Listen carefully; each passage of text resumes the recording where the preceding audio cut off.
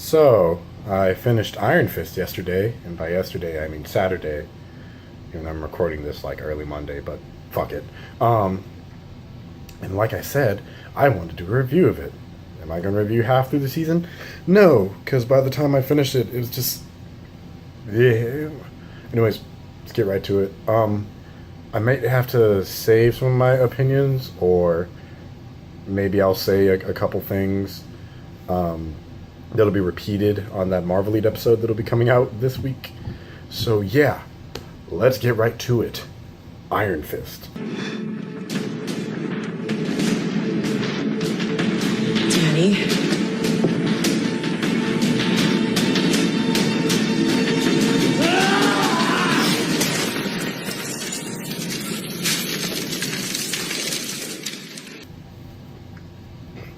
What did I think about Iron Fist? I liked it for the most part. Um, let's see. Let's go through the cast list. We have Finn Jones as Danny Rand, aka I am Danny Rand. I am the Iron Fist. I thought he was really good. Honestly, I thought all the acting overall for all the characters was actually really good. I'd say it probably has the best acting out of all the Netflix shows, like across the board. I'd say I didn't really have an issue with him. I really like Danny's character, with him being kind of a fish out of water type, where I guess being away for 15 years, he's a very benevolent, caring person, and he kind of realizes over time that he has the mantle of the Iron Fist, but he may not be able to fulfill it to the extent that he wants to, or not. So who else? We have Jessica Henwick as Colleen Wing, who I loved her. I thought she was great. Let's see, am I gonna do spoilers? Yeah, there's gonna be spoilers here. So when it turned out that she was the Hand, whoo, fuck, I kind of felt it coming when her little mentor came in. I'm just like, who is this guy? We don't know who he is. Maybe she's in the Hand. That'd be interesting. I don't know if that's canon to the comics or not. And she was, but then she left. So that was something. Tom Pelphrey as Ward Meacham. I hated Ward with all of my hate, and all of it, just with the ferocity of an Iron Fist. Um, I just really did not like his character at all, especially when it showed that he was a douchebag as a kid, and people were like, "Oh, he's sympathetic because at first he started as a dick, but then he becomes a dick who kind of helps Danny." And I'm like, "No, fuck him. He was way too flip floppy for me. I just really didn't like a lot of aspects of his character, and the arc that they had his character go through still didn't seem like he made enough change that would have been satisfactory and kind of make up for him being a massive jerk to Danny as a kid. Like, yeah, I feel bad because his father was also an asshole, but, only so much. Jessica Stroup is Joy Meacham. So we talked about it a couple times over at Hybrid, and she gave off a very Rose vibe from Get Out, if you've seen that movie. So that was something interesting that she had, but I thought she was fine. At first I liked her, and then I didn't, and then over time I was just kind of indifferent to her character. She would come in and out. I did like the fact, though, that between the two Meacham, she was like the really headstrong level one between them, so I like that about her. Bakuto. I really liked Bakuto. Ramon Rodriguez as Bakuto. I really liked him as the head of that division of the Hand. I really liked his character, and I wish they would have explained more of like the Hand's motivations, or that Danny would have like listened more as to why they're perceived as evil. And that was something that I'll get to in a second about Madame Gao returning. But I really, really liked Bakuto as a character. I did actually get a little bit sad that he died, but I really enjoyed his character because he was a lot calmer. He kind of reminded me of Cottonmouth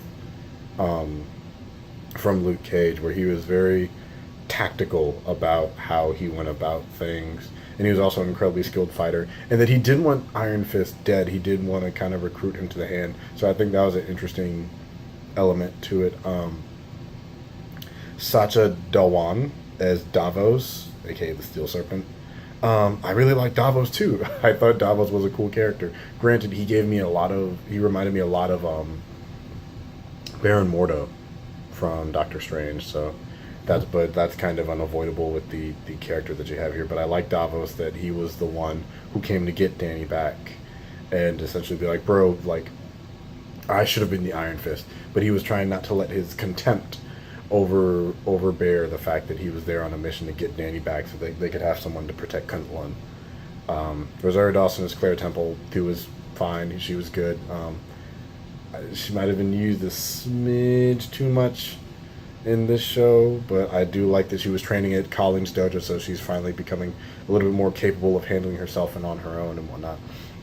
And David Wenham as Harold Meacham, who I think he was a cool sort of villain to spiral in and overarch the series. You could tell that his allegiances bounced from whoever could benefit him the most as a character. And oddly enough, I didn't hate him for it, because the actor, David Wenham, was actually pretty charismatic, and he did seem like he cared enough about his kids to have essentially for his own personal gain. It was basically his Meacham's first.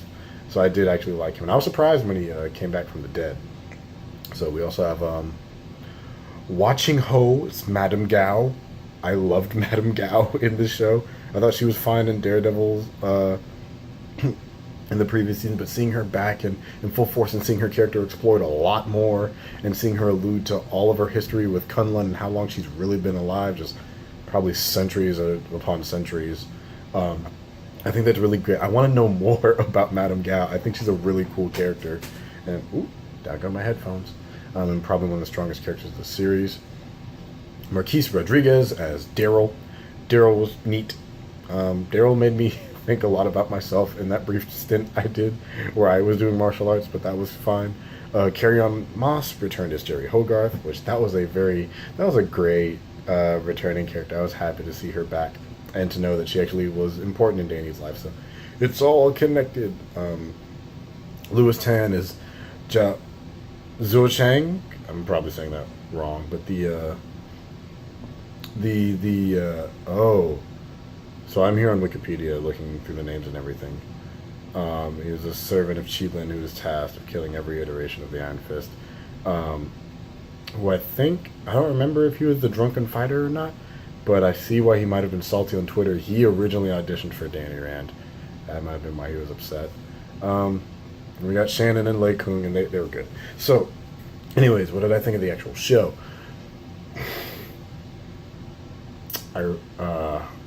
When it comes to plot, the story, I think is fine. Where you have Danny as a fish out of water, trying to reclaim his identity, get back into Rand Corporation, and kind of establish himself as someone who's not a crazy man, and kind of get people to understand that he was away, but at the same time, he slowly realizes that this sounds so fucking nuts. And I'm glad he realizes it kind of quick, because every time he's saying, like, I trained in Kunlun, this faraway land, it's essentially in another dimension, and people are looking at him like, no, Danny, I understand what you're saying. But, so I like the development for him. I like that they were introducing aspects of Kunlun. I didn't like how often they replayed that same scene of the plane breaking up. It was almost the exact same shot, the exact same flashback sequence. It kind of got annoying because you didn't really get to see much else of that flight, and you could tell that's probably from a limited budget. And I think it was a little overused. They should have spread that out a little bit more. But the storyline, I think, was okay. I think it was just kind of slowly paced, is what I would say. It kind of took it a while to get up to where it wanted to be as a story. But I mean, I like the titles. If we're talking like music, I really enjoyed the music. Danny has really good taste in music, from like Outkast to Anderson .Paak. I don't remember if there was Wu-Tang in there or not. But yeah, that was fine. And the fighting, that was something I also wanted to talk about.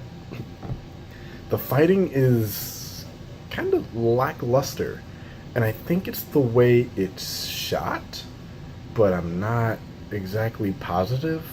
Like, the fighting wasn't bad, but all of the Netflix series have yet to like touch the cool factor, I suppose, that Daredevil seasons 1 and 2 both had. And it wasn't that the choreography was bad. The editing on it was kind of choppy as hell. I think one fight scene was like 1 minute and has like 66 edits or something, like 66 different cuts, which is just unnecessary.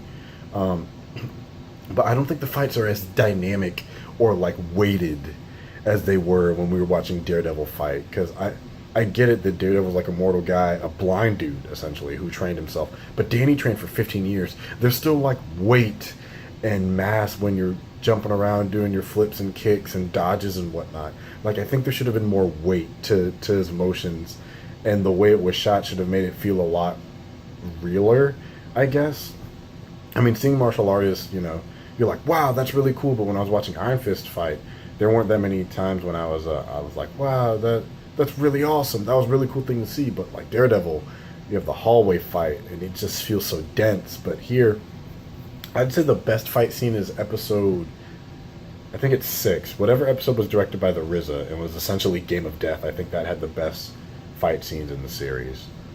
Um, and the best like fight choreography. It got a little better in some places. There was one thing I do want to talk about that made me laugh my ass off is when Papa Meacham is looking for Danny and he has all his shooters around and armed security guards, and Colleen is sneaking in and everything with her sword, and you just see from the back of this crazy ass green screen of Danny just like hanging on and like flies in with the iron fist. Just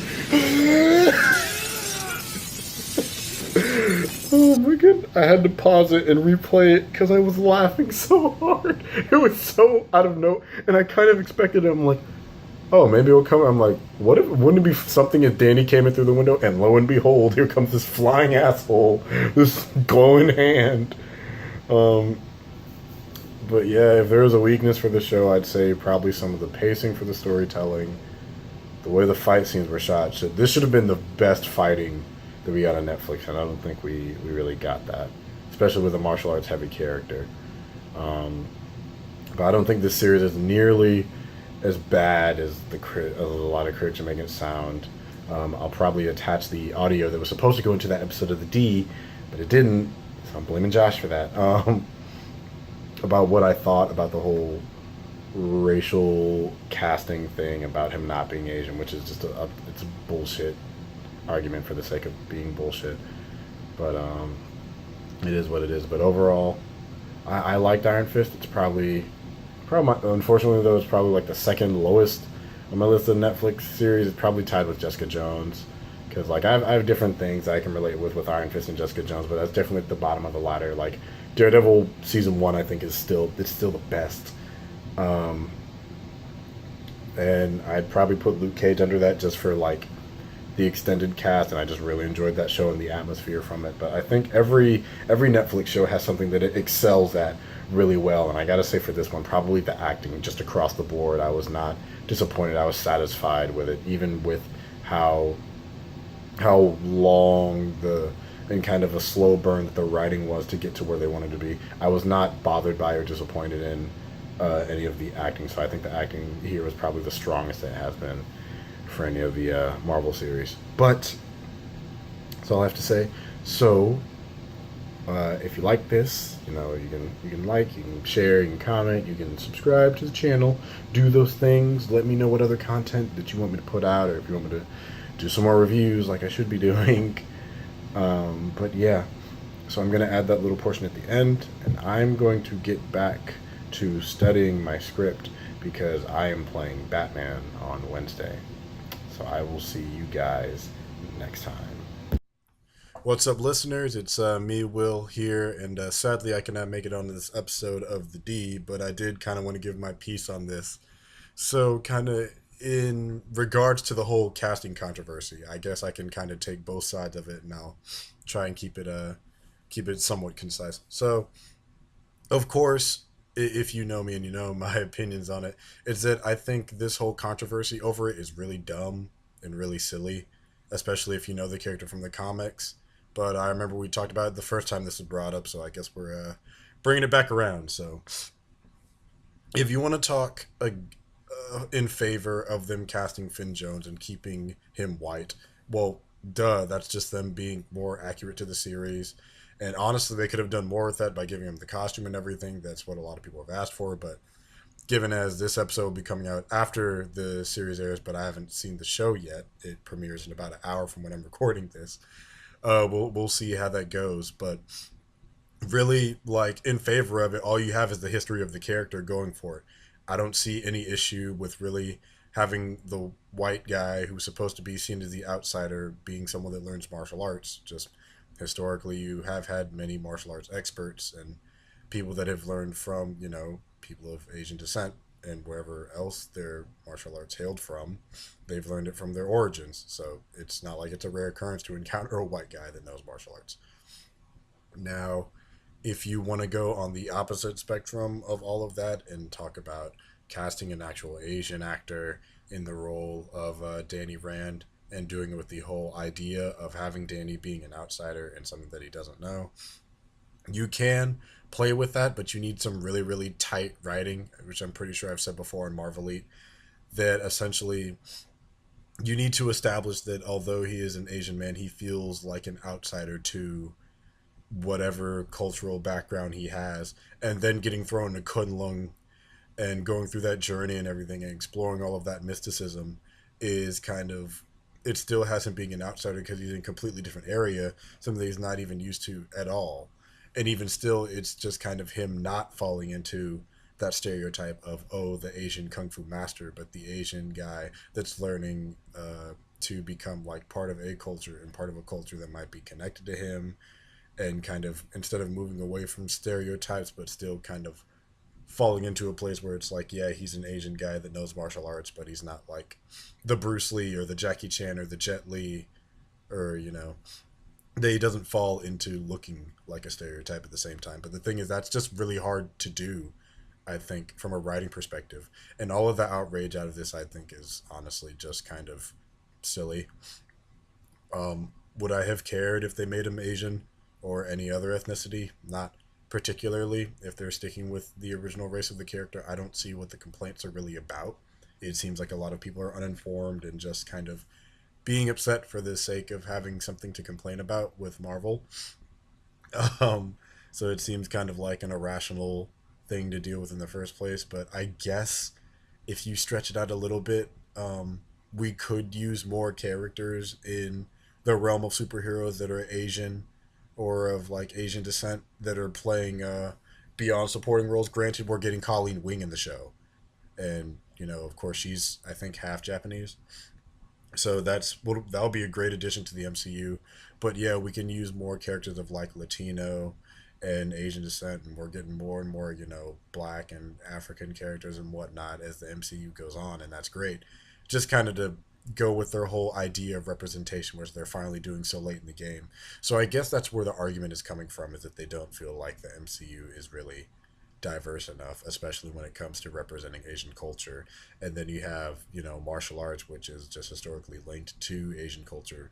People forget about like the dragon lady stereotype and the every Asian guy knows martial arts stereotype, and they push that in the side of favor of being like, well, they should cast an Asian actor because we don't see many Asian actors, which that's sort of fair, but that's kind of being hypocritical because you're blinding one argument in favor of pushing another for yourself.